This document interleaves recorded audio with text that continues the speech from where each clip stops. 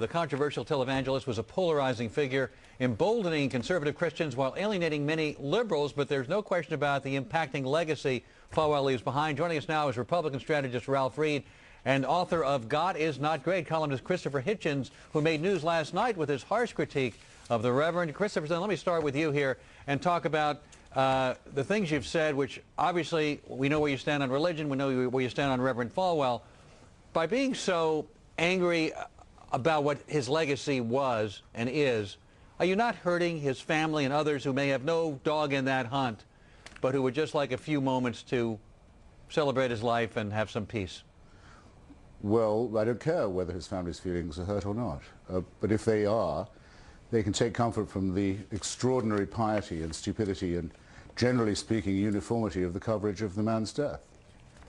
It is, after all, was said by the supposed Jesus of Nazareth to his followers that they must expect to be mocked for their beliefs, because their beliefs will appear to many people to be ridiculous, if not worse than that, and that they are to take it for granted that they will be ridiculed. That's true, I think, of the most devout and serious and thoughtful Christian, but for a vulgar fraud and crook like the Reverend Falwell, it's an obligation to say what one thinks about him, or be left off the air and have people like yourselves broadcasting only piety. And that I'm not broadcasting only piety. I did my radio show, and now we're having you on here to talk about your view, very different than what else the media is saying. You're having me on and then arguing that maybe it's bad taste to have me on. I don't think that's very hospitable. I thought it was a legitimate question, because I think people are wondering. Yeah, well, I've answered it. I've answered the question. You have, and I will now move on to Ralph Reed, now that you've answered that question. Ralph, does Christopher Hitchens have a point? It is a free speech issue. He was a polarizing figure, Reverend Falwell was, and there are many people, maybe not all of them feeling as strong as Christopher Hitchens, but who feel that Reverend Falwell was indeed a polarizing figure. He said things that offended many Americans. Well, you know, look, any time, Alan, that you are an agent of change the way Dr. Falwell was, who had the kind of impact that he had on American religion, on our culture, and on our politics, he was one of the most important historical figures of the last 50 years in each of those areas, ending the self-imposed exile of evangelicals from civic and cultural engagement, and I think transforming them into one of the most important and vibrant and energetic constituencies in the entire electorate. No one does that, liberal or conservative, Republican, Democrat, of any faith. Well, and not stir controversy. But it's just my belief as an American, not as a conservative, not as somebody of any particular denominational background or faith, but just as an American, in terms of elevating the civility of our discourse, that when somebody dies, that we ought to show a measure of respect and appreciation for their family and for their loved ones and for those who are grieving right now, and our thoughts and prayers ought to be with them, regardless of whether we agree with Dr. Falwell. Christopher Hitchens. Oh, come on. Play the world's smallest violin. Listen, he established a business, a racket, in my opinion. He was a religious businessman in the same way as Mr. Ralph Reed is a religious entrepreneur.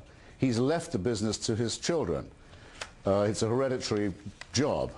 Let that console them. You can't have me on and say that I have to say, I'm terribly sorry he's dead. Hey, one reason you can't ask me to do that is because I am not. I think we have been rid of an extremely dangerous demagogue who lived by hatred of others and prejudice, and who committed treason by saying that the United States deserved the attack upon it and its civil society in September 2001 by other religious nutcases like himself. He profoundly and repeatedly apologized, and I'm sure you're perfect in your life. I'm sure you're perfect in your life, and that you've never made any mistakes. I've never committed treason like that. I don't believe in the sincerity of his apology. Let's look at the thoughtlessness and the mean-spiritedness of your very remarks that you've made about Reverend Falwell. By all means. You think it's a pity that there isn't a hell for him to go to, you said. Yes, I do. On his death, you write, the discovery of the carcass of Reverend Falwell on the floor of his obscure office is, almost zero significance, except for perhaps two categories of people, etc.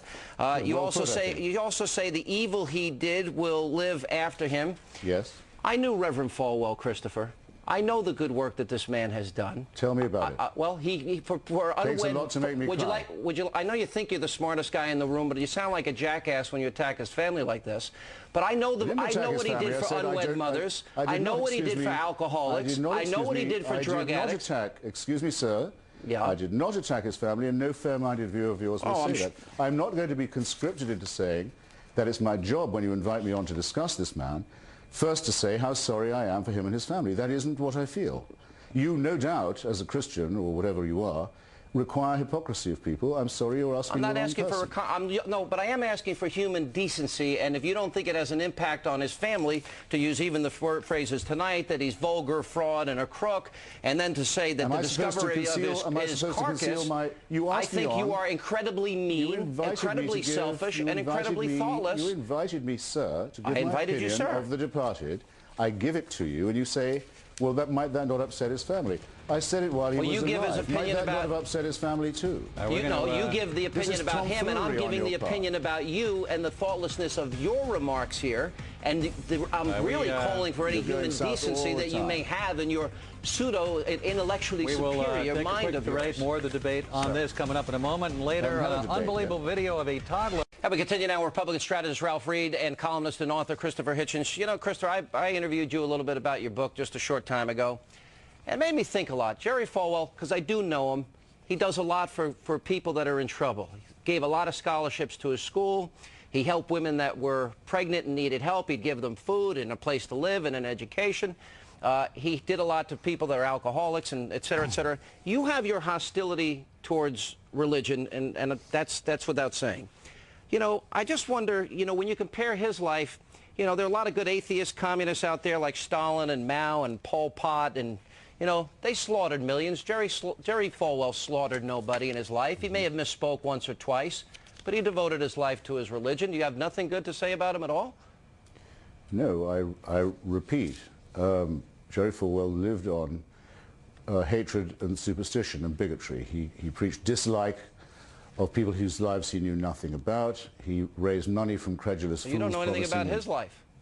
Now, excuse me, sir. You can either ask me on and ask my opinion, or you may not. But I don't have to be here if you're going to take that attitude.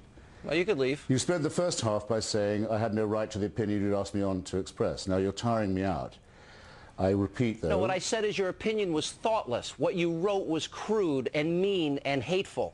That's what I said. You took up all the time for my answer with your long, rather unlettered question. Oh, okay. Jerry Falwell just made a career out of sponsoring dislike and superstition, said that people he didn't like were going to hell, said the United States deserved to be attacked by Islamic fascists, said he believed that people would be raptured into heaven, leaving all the rest of us to wallow behind. I think his death is a deliverance. And if you say that someone who occasionally makes a charitable donation is a good person, then you have to say that Hamas and Hezbollah, who do all this charitable giving and charitable organizing, are the same. In a country that celebrates it, Ralph Reed.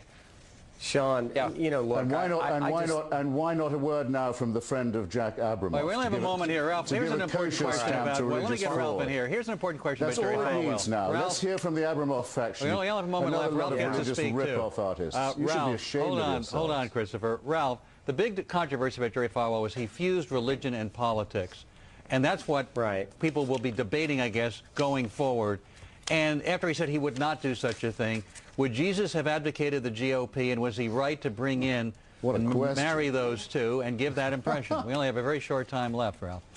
Well, I don't think that's ever what Dr. Falwell said. What he said was that there were certain transcendent values, such as the protection of innocent human life, the sanctity of marriage, the need to defend the state of Israel, his opposition to communism, his opposition to radical jihadism, and what he believed was that those values should be reflected in public policy. And I think that, you know, when you have a community of Liberty University with its 10,000 students in residence, you have 22,000 members of his church, you have millions of others of people who looked up to him and admired him, I would really hope that people like Christopher would show the decency and respect to let those people mourn and remember his memory without being torn down and attacked. Tell it to your business partner. Good try, Christopher. Tell it to your personal friend of mine, and I'll miss him. When we come back, a toddler gets too close to a dancing performance in Times Square.